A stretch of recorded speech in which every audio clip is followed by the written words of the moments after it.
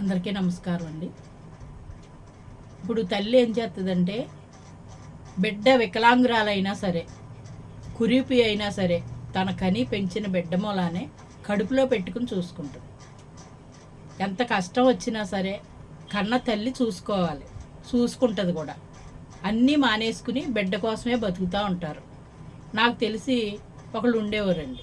వాళ్ళకి ఒక అమ్మాయి పుట్టి పెద్ద అయిపోయిన తర్వాత లేటుగా ఒక మగపిల్లోడు పుట్టాడు.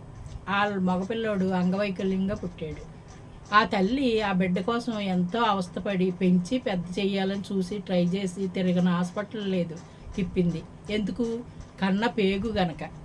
అదే కొడుకు అనుకోండి, తల్లికి ఏమన్నా ఒక వాతం కింద వచ్చే కాలో చెయ్యో లాగేసింది అనుకోండి, కొడుకు అలా చేస్తాడా?